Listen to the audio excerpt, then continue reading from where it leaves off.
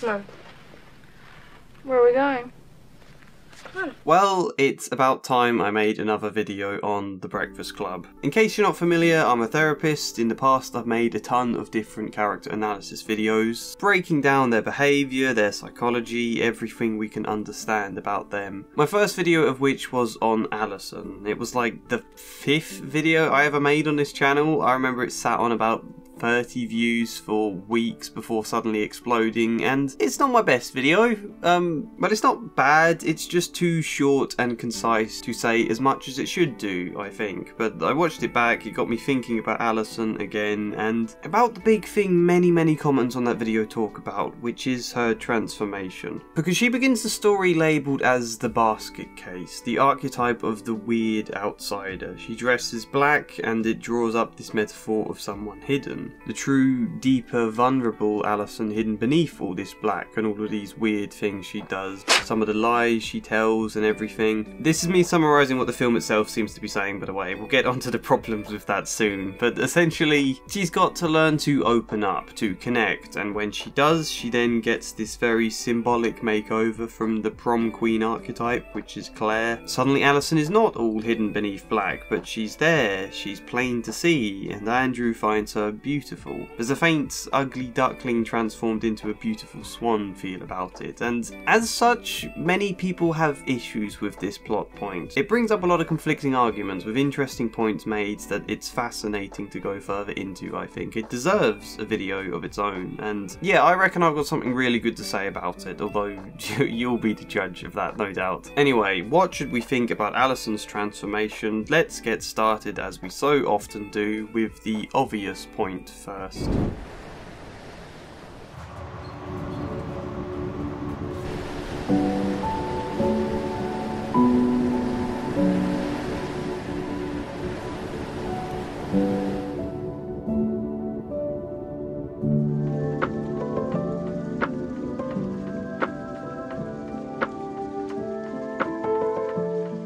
So if we're to look at it from a negative angle first off, the problem would be this. Allison isn't like those other girls back in a time when not being like said hypothetical other girls wasn't such a bland cliche thing to say. No, she's the outsider, she's weird, she's rebelling against whatever social pressure there is for a girl to be traditionally feminine. Wearing pink, into makeup, striving to be the popular prom queen. I'm speaking in stereotypes there, but that's what Claire represents, really, to which Allison is the total opposite. An opposite in a way that does make her instantly likeable. Where Claire feels paralysed by the social pressures of being perfect, Allison is free to be as weird as she likes. And I think most of us, all of us, are weirdos at heart, really. All of us could probably relate to Allison. It's cathartic to see someone embracing their weirdness. Which is a side point worth keeping in mind, by the way, how much we personally want to see this weirdness being celebrated, how much that might colour our interpretation. But yeah, instead of all the celebration of weirdness, Allison is made to look conventional. Which has two insults, really. One, the possible implication that Allison wasn't pretty before, that she looked bad in all her black and needed this transformation in order for Andrew to find her attractive. And two, the idea that character growth for Allison means fitting in, looking like everybody else, not being so weird. Conforming to the standards of 80s America, because that doesn't feel like growth, that feels like a step back, surely. And also, again, I suppose this makes it a third point, this idea of opening up, the way the film seems to suggest that this is the real Allison. Everything before was just a disguise, a mask, a false act meant to keep people at a distance. All of the lies that she'd tell, all her weird behaviours were just meant to hide the real her. That's one of the things that bothers me about the video I made analysing Allison, because my wording makes it sound like it was all just an act, and okay, that's not exactly wrong. Vodka. She certainly plays up to it, and it's certainly a defence, but that doesn't make it all false. It's still a part of her, you know, it's still deeply important. Should we really be reducing all of her behaviour down to just an act to keep people at a distance? That seems to be what the story is saying, though, as though anyone who is a bit weird isn't actually weird, they're just pretending because they're too afraid of fitting in, and that's an odd message, isn't it? it? And so in that sense, all of this evokes ideas of women needing to conform, and for this, a lot of people hate the makeover. And I can see that argument. It's a pretty strong argument that makes a lot of sense, but we're also now going to flip to the other side and pick some holes in it all, okay? After the thing. We've got to do this first. You want to see what's in my bag? No. Yes, World Anvil are still sponsoring me. This is a company I genuinely love. I'm going to keep promoting and supporting them as long as I physically can. And all of you are going to listen intently.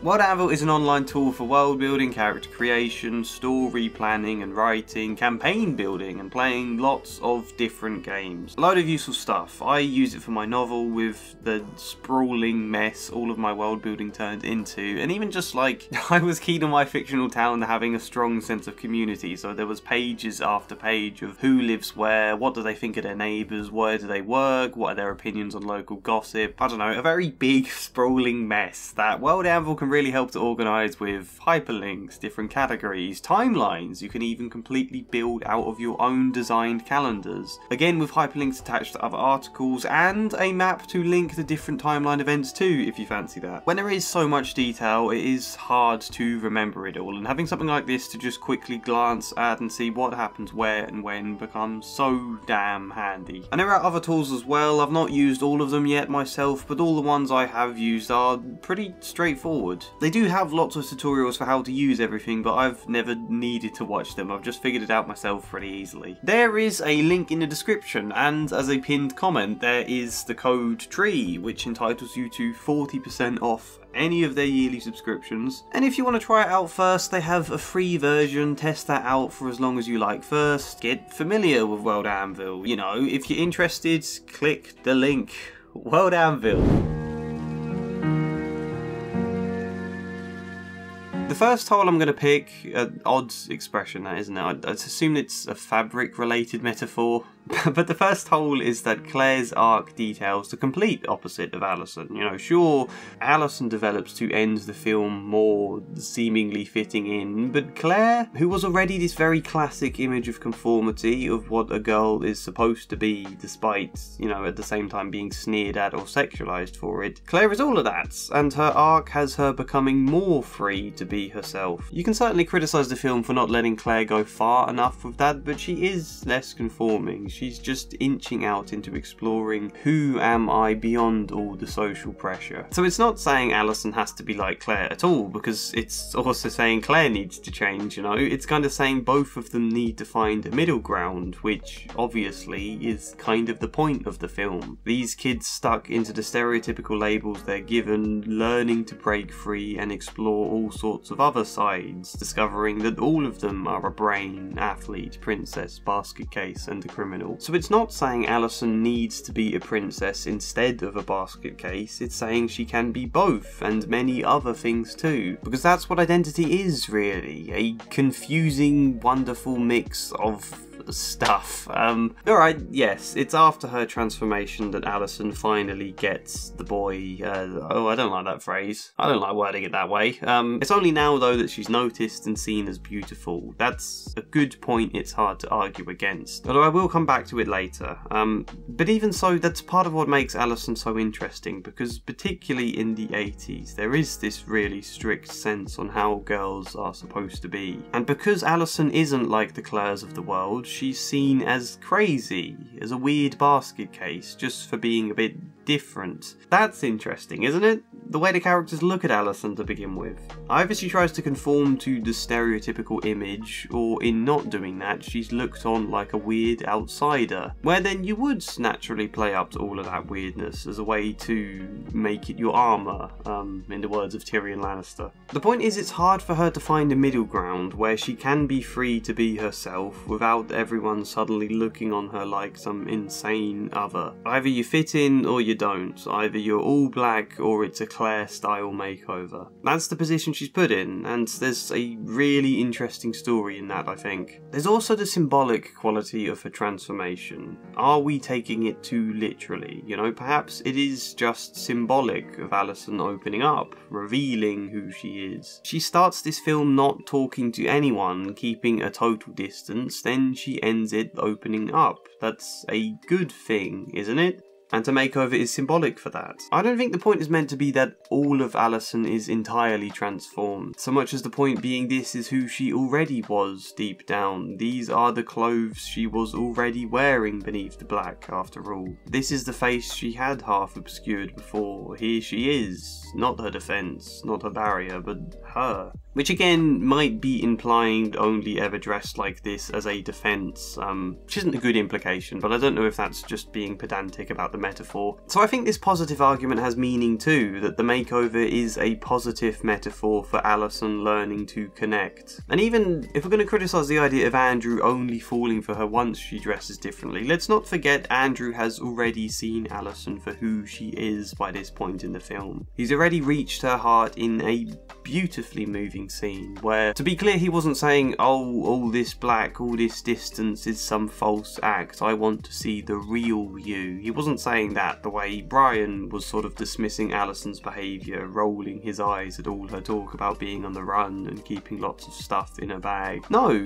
Andrew isn't dismissive. He says, either you really want to run away, or you want people to think you want to run. With the emphasis on the idea that there must be a reason she wants people to think that she'd run away. That rather than just being an act, it is meaningful in and of itself. It tells us something about Allison, and Andrew is listening to that. So yeah, it is worth pointing out they have already formed a connection before her makeover. So far I've loosely set out two different arguments about Allison's makeover, none of them quite hitting what I think is the mark. I think there are problems in a lot of what I've said so far, so let me add in what I personally think about this.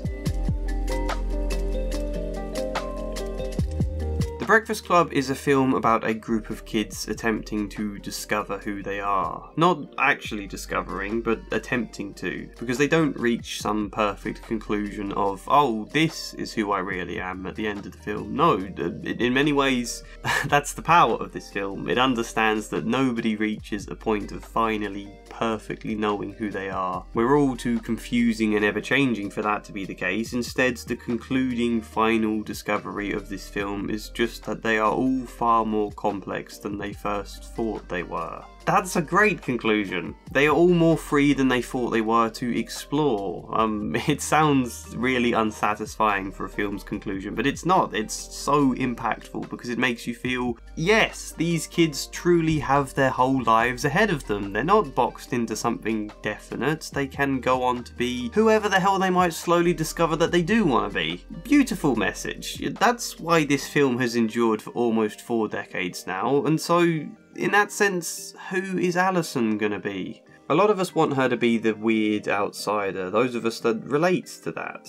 Or maybe those of us who are into various fashion styles that you can loosely attribute to Allison, like goth or punk or alternative. It's very loose because she basically just wears black, but there are comparisons to be made. Those of us who can't help finding those styles cool, we want Allison's arc to feed into how cool we find that. You know, we want the film to celebrate it through her. And if there's some of us who even idealise those aesthetics, then of course we don't want to see it taken away. And, you know, being perfectly honest, I think Allison does look better before her transformation, but it's not about what I think. In the same way, who gives a damn what your parents think of your new haircut? You're not them. Their opinion doesn't matter. I don't think her transformation removes any of the old Allison, nor do I think it's saying that dressing all goth or whatever is bad, because I think the majority of this film has been celebrating Allison. At no point are we directed to dislike her or sneer at her,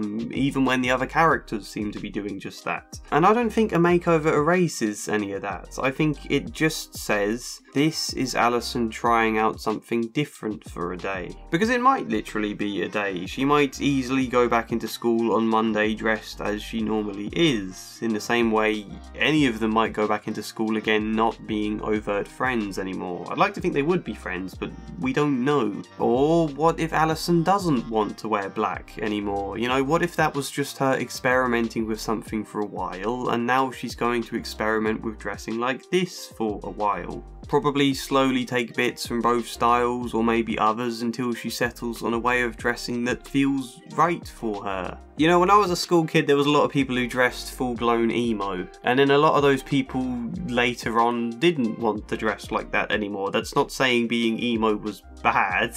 It meant something to them at the time. It might still have meant something later on, but they also changed or tried out other things. That's fine, isn't it? So we don't know what Allison does. We're not meant to know. She is a kid who is free to discover and explore whatever the hell she wants to, the way kids are meant to explore. And if we're pressurizing her to stay as the weird outsider image, then we're just as bad as the people labeling her a basket case, you know? The point of the film is for them to escape their boxes, not for us to want them to stay locked in. Also, by the way, Claire is passionate about makeup and glamour and all of that stuff I know nothing about. So let Claire be passionate about it. Don't condemn that all as fake and inauthentic and Claire, like, infecting Allison with ideas of conformity. This is something Claire likes, and in sharing it with Allison is her way of opening up to Allison. And equally, Allison letting her give her a makeover is Allison being quite vulnerable in a touching way.